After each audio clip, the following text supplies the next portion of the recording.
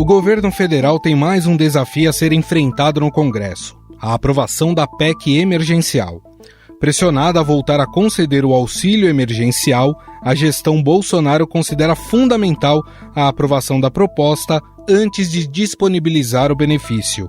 Isso porque a PEC emergencial prevê o acionamento de medidas em caso de crise nas contas públicas. Se o Congresso aciona o estado de emergência ou de calamidade pública, com toda a experiência que nós tivemos, nós temos condições de reagir rapidamente à crise. O texto deve ser votado ainda nesta semana, mas ainda existem muitos impasses em relação à proposta enviada pelo governo. Uma delas previa a extinção dos valores mínimos constitucionais para saúde e educação.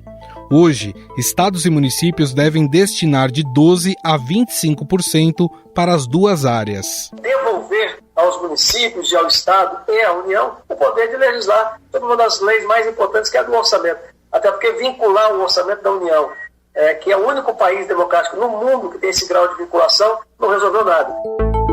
O relator da proposta, senador Márcio Bittar, do MDB do Acre, confirmou que na versão de seu parecer vai retirar do texto o ponto que acaba com os pisos para esses gastos. E a melhor forma de se dirimir essa questão da desvinculação e outras questões da proposta de emenda à Constituição é submetê-la ao plenário do Senado para que democrática e majoritariamente decida se deve ser mantido, se deve ser retirado. Pelo menos 15 iniciativas sugeridas pelo ministro da Economia Paulo Guedes ficarão fora do texto. Entre elas estão o fim do reajuste anual obrigatório dos servidores, a redução de jornada com redução de remuneração, entre outros. O texto atualmente debatido no Senado prevê medidas como barreiras à criação de novas despesas, como novos concursos públicos. Para ser aprovada, uma proposta de emenda à Constituição precisa ser analisada em 2 turnos e receber o aval de no mínimo 49 senadores. Depois, o texto segue para a Câmara, onde também são necessárias 2 votações. Por isso, neste domingo, o presidente Jair Bolsonaro reuniu ministros e os presidentes do Senado, Rodrigo Pacheco, e da Câmara, Arthur Lira, para negociar a aprovação da PEC. Prioridades das 2 casas, junto com o ministro da Secretaria de Governo, com o ministro Paulo Guedes, a presidente da Comissão de Orçamento do Congresso Nacional, para que nós continuemos a tratar dos assuntos que são importantes para o Brasil. As PECs que tramitam no Senado, as que tramitam na Câmara e o auxílio emergencial, além das vacinas e da pandemia. E para nos contar todos os entraves para a aprovação da PEC emergencial e as negociações em torno do texto, convidamos o repórter do Estadão em Brasília, Daniel Vetterman. Tudo bem, Daniel? Tudo bem, Gustavo, e por aí? Tudo bom, Daniel? Essa PEC era para ter sido votada na semana passada, foi adiada para essa semana. O que está pegando aí para que essa PEC de fato vá para a votação e que ela seja aprovada? Bom, Gustavo, é importante lembrar que essa PEC era para ter sido votada em 2019, né? Que foi quando o governo encaminhou aí uma proposta de um novo marco fiscal para controlar o crescimento dos gastos e dar um alívio financeiro para os próximos anos. E a polêmica está justamente nisso. O governo colocou essa PEC como condição para retomar o auxílio. E está tudo no mesmo texto. É aí que mora a polêmica. Os senadores querem cada vez mais desidratar essa PEC para aprovar apenas o dispositivo que libera o novo auxílio emergencial e deixar essas outras medidas que envolvem contenção de gastos para o futuro. O governo cedeu em alguns pontos, mas o Senado quer mais. E é nessa negociação, nesse vai e vem, que ocorrem essas articulações. A votação está pautada para quarta-feira, mas ainda não há nenhum sinal concreto de que haverá um acordo para aprovação no Senado. Lembrando que a PEC precisa ir para a Câmara e também depois ser promulgada pela mesa do Congresso. A principal medida, a medida mais polêmica no parecer do senador Márcio Bittar, que é o relator da PEC, foi o fim dos gastos mínimos com saúde e educação. são os percentuais que estados, municípios e a União são obrigados a aplicar nestas duas áreas. Ele tinha tirado essa obrigação, ou seja, desvinculado, e provocado uma onda de reações contrárias. Isso já foi sepultado pelo Senado. Ainda há outras medidas polêmicas que estão sendo discutidas, principalmente a possibilidade de congelamento de salários no funcionalismo público. O governo não abre mão, o Senado quer tirar. Existe acordo para se votar isso na quarta-feira? Vamos pensar que hoje é terça. Isso já está em comum acordo ou não tem nada definido e pode ser que isso tenha que ser adiado mais uma vez? Nada definido, pode ser adiado se o governo recuar a ponto de não, a gente vai aprovar o auxílio e deixa a medida de ajuste para depois, aí fica fácil. Então vai ser um meio termo ali. O Senado avisa que ou fatia a PEC aprovando só auxílio agora ou desidrata ainda muito. Essa é a negociação que vai acontecer. Agora tem outros pontos aí da PEC que ainda colocam em dúvida essa articulação. Por quê? Porque o governo incluiu no texto dessa proposta a possibilidade de congelar salários e evitar o crescimento de subsídios, incentivos tributários, acionando um mecanismo que só teria efeito a partir de 2025. A gente publicou essa matéria essa semana no Broadcast Político e também no Estadão.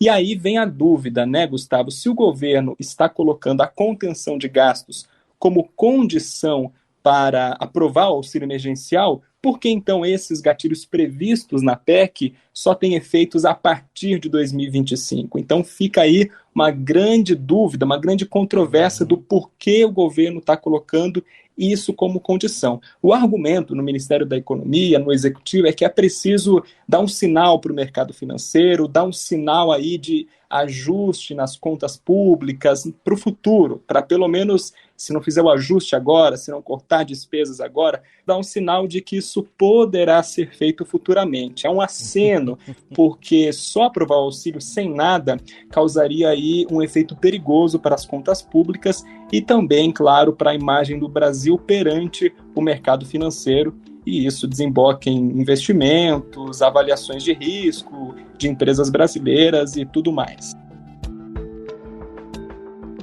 Agora falando do auxílio, né? O governo prometeu começar a pagar essa nova etapa do auxílio emergencial agora em março.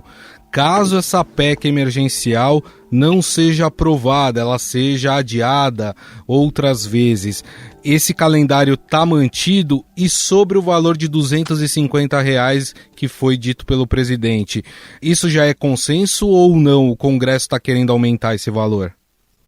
O Congresso, a maioria dos líderes partidários, reconhece que não vai ser possível pagar um valor igual ao ano passado, que começou lá em R$600, depois foi para R$300.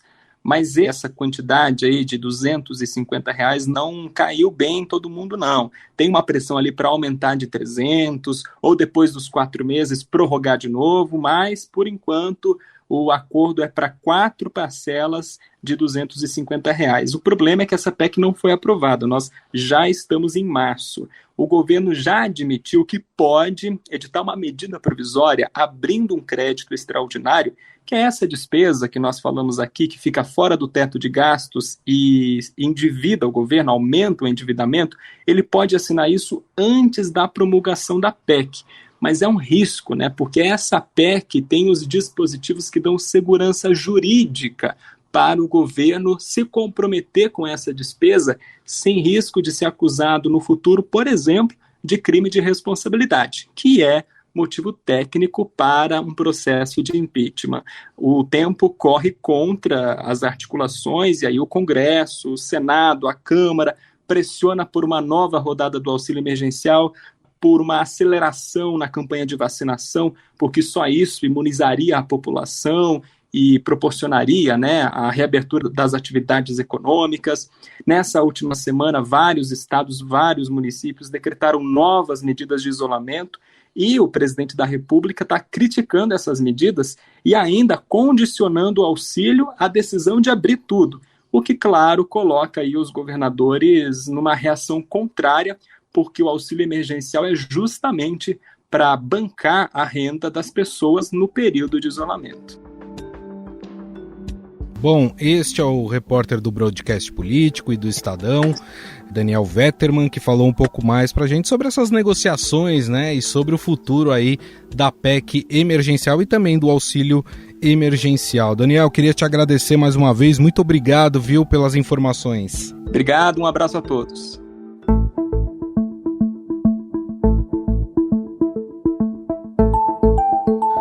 Caso ocorra a votação da PEC emergencial, o governo deve mandar ao Legislativo, na sequência, uma medida provisória com o valor das novas parcelas do auxílio emergencial. Em sua live semanal no Facebook da última quinta-feira, Bolsonaro anunciou que o governo deve fechar a proposta em 4 parcelas de R$ 250 a partir deste mês. A princípio, né, que deve ser feito a partir de março, por 4 meses, R$ 250 de auxílio emergencial. Então é isso que está sendo disponibilizado, porque a nossa capacidade de endividamento está, acredito, no limite. Porém, essa é outra briga entre governo e Congresso Nacional.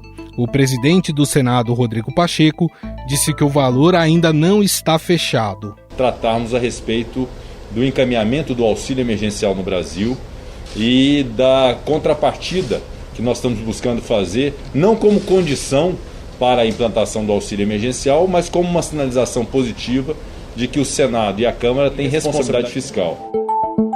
Mas quais as consequências para a economia brasileira caso essa PEC não seja aprovada? Em que o texto precisa focar neste momento?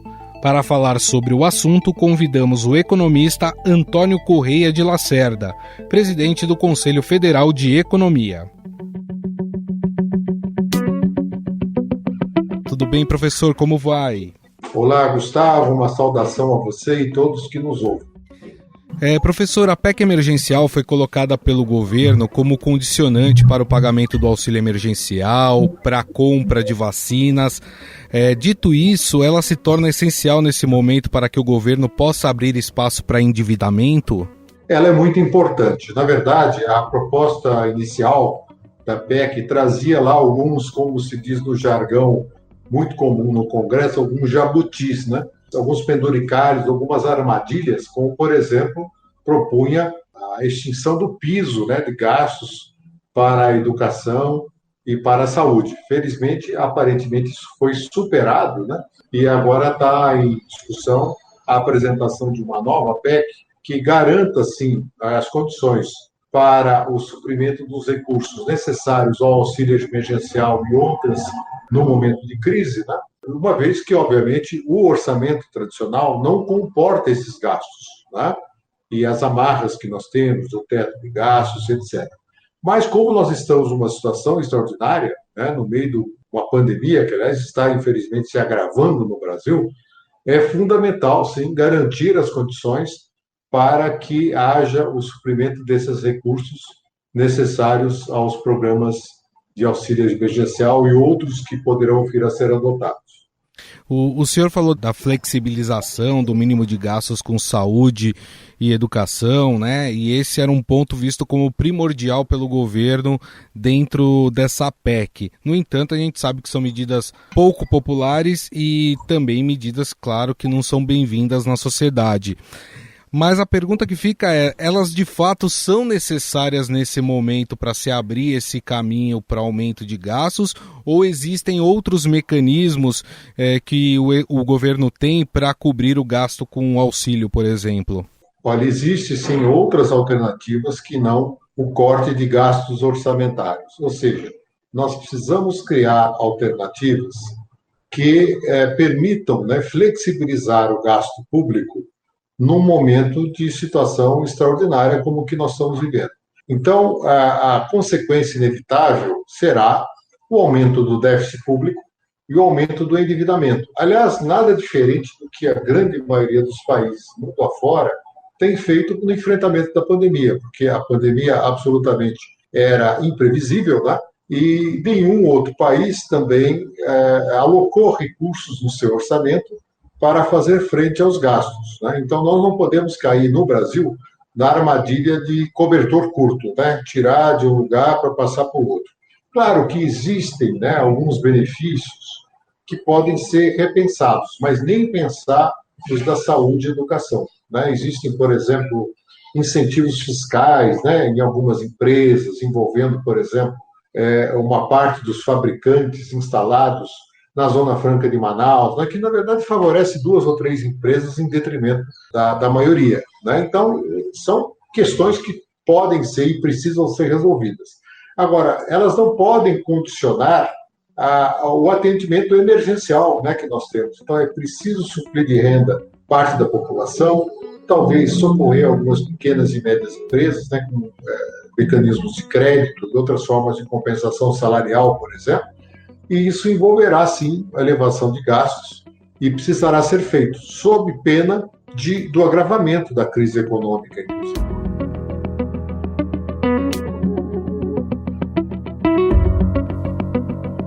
O governo, como eu disse no início, condicionou, né, o pagamento do auxílio emergencial à PEC emergencial.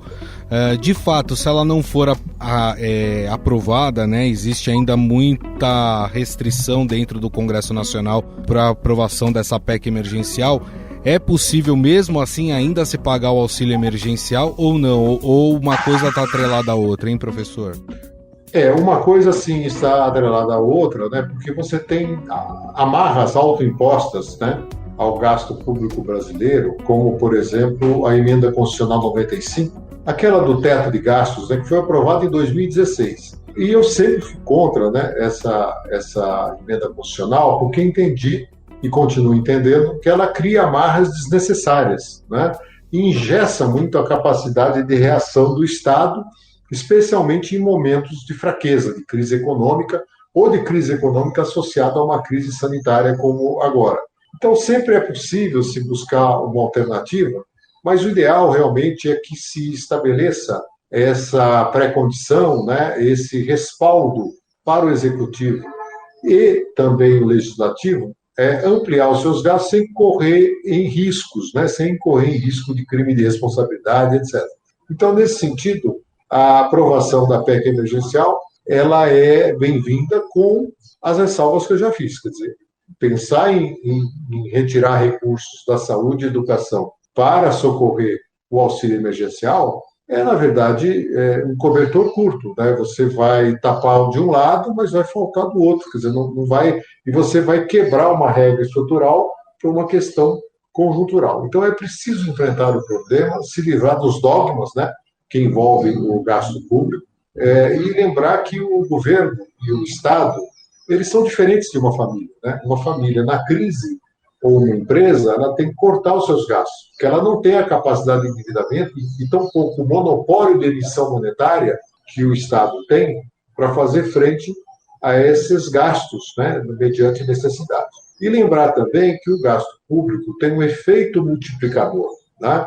Quer dizer, quando você paga o auxílio emergencial, o que as pessoas vão fazer com esse auxílio emergencial? Elas vão comprar bens de primeira necessidade, na sua imensa maioria. Bom, e isso faz a economia andar. Lembrar que a arrecadação tributária depende da atividade econômica. Então, na verdade, quando você aumenta o seu déficit público numa situação de emergência em gastos que são justificáveis, na prática você está apenas trocando de posição, né? Porque se você eventualmente, como Estado, optar em não gastar, a crise social, sanitária, política e econômica se agrava sem resolver a questão fiscal, porque, na verdade, o lado fiscal também depende da arrecadação, que, por sua vez, está atrelada à atividade econômica. Nós conversamos com o economista, professor da PUC e presidente do Conselho Federal de Economia, Antônio Corrêa de Lacerda. Nós falamos sobre a PEC emergencial que deve ser votada nesta semana no Congresso Nacional. Professor, queria mais uma vez agradecer a sua gentileza. Muito obrigado pela entrevista. Satisfação falar com vocês.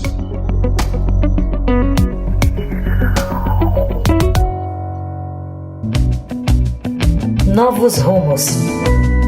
Como a pandemia mexeu com hábitos e comportamentos.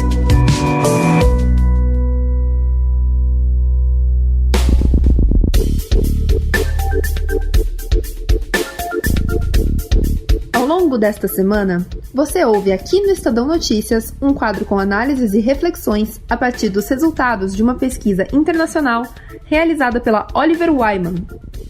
Ela foi feita com cerca de 4.000 pessoas aqui no Brasil e capta as mudanças no comportamento cotidiano dos brasileiros após o primeiro caso de coronavírus identificado no país. Este levantamento faz parte de um estudo inédito feito com 40.000 pessoas no mundo todo. Neste segundo capítulo, vamos falar sobre saúde mental.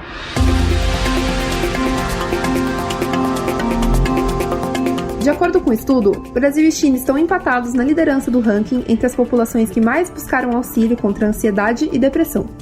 Médicos e cientistas também confirmam a percepção, com base na rotina de consultórios, de atendimentos online para a saúde mental. Segundo a pesquisa, as causas mais comuns alegadas aqui no Brasil são ansiedade e depressão, com 22%, problemas financeiros, também com 22%, ou estresse envolvendo trabalho, 14%, e relacionamentos pessoais, com 11%. Para 9% dos consultados, também pesou algum tipo de trauma emocional no período, como a perda de um ente querido. Neste período de pandemia, eu comecei a ter crises de ansiedade. As crises de ansiedade, elas vieram com dores no peito, falta de ar, além da insônia, essas crises de ansiedade que eu não tinha, né? Então, a pandemia, ela acentuou os sintomas da doença. Eu não tenho problema em falar que eu tenho uma doença de cunho psíquico, eu faço tratamento e tenho uma vida completamente normal. Essa é a assistente social Cássia Nascimento, de 40 anos. Com o isolamento social, seu quadro depressivo se agravou e exigiu uma nova busca pela ajuda de um profissional.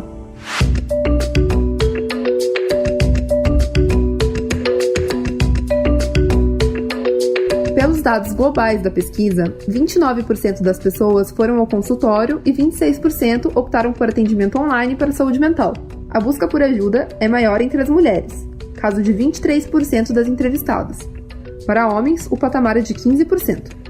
Os índices ainda estão abaixo do grupo que chegou a considerar a ideia de procurar tratamento, mas acabou não pondo em prática. Estes são 34% na modalidade presencial e 35% na virtual. 14% já decidiram adiar a busca por soluções neste momento.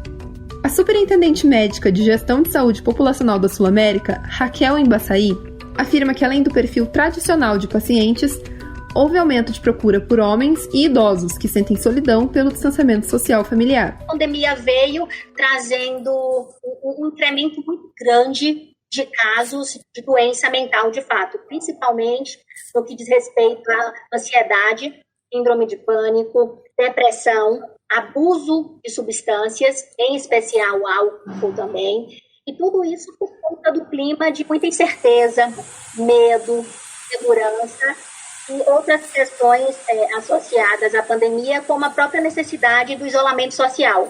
No geral, a gente confirma essa questão de que continua sendo o público mais prevalente, é mulher jovem. Mas a gente tem visto também um crescimento em número de busca por homens e por idosos também. Principalmente, a gente tem sentido muito que idosos sentem que perderam o contato, aquela visita do neto que fazia toda semana, os filhos, aquele cuidado presencial. Então, muitas vezes, a própria família faz a indicação do acompanhamento psiquiátrico e psicológico. Muito no sentido também de prevenção. Então, muitas vezes, o idoso ou qualquer beneficiário nosso chega para um primeiro atendimento e não necessariamente tem um diagnóstico definido. A gente faz a atuação também de prevenção. O repórter de Metrópole do Estadão, Felipe Resch, ouviu especialistas e outros personagens para fazer uma reportagem sobre o tema. Aliás, os depoimentos que você ouviu aqui foram captados por ele. Ele também traz aqui seu testemunho de como foi produzir esse material. Quando eu me vi diante desses dados, que são desafiadores e que fazem com que a gente precise ligar o sinal de alerta, eu entendi como repórter que eu precisava ter um pouco a dimensão do que esse dado quer dizer sobre a gente. E para que isso aconteça, eu basicamente preciso procurar dois grupos de pessoas. Um são aquelas que no jornalismo a gente chama de personagem, né? que são pessoas que vivenciam essa experiência e que elas podem traduzir na prática, na vida cotidiana, no mundo real, o que aquele número está nos dizendo. A outra são as pessoas que estão inseridas nesse campo, são pesquisadores, são psicólogos, são psiquiatras, são pessoas que vivem essa rotina e que têm vivenciado e que relatam estar vivenciando esse aumento da procura por cuidados de saúde mental nos seus consultórios. Quando a gente vai conversar com esses dois grupos, e aí a minha função de repórter é ouvir, sobretudo, e relatar o que as pessoas têm a dizer, o que a gente percebe antes de tudo, e talvez a principal premissa, é que a pandemia em si é um fator rico no mau sentido para questões de saúde mental. No site do Estadão, você tem a matéria completa sobre o tema. Amanhã, no 3º capítulo da série especial, vamos falar sobre dinheiro. O que mudou neste ano de pandemia? A relação com o dinheiro melhorou? É um período de mais gastos ou de intensas economias? Vamos tentar responder essas perguntas no capítulo de amanhã. Não perca!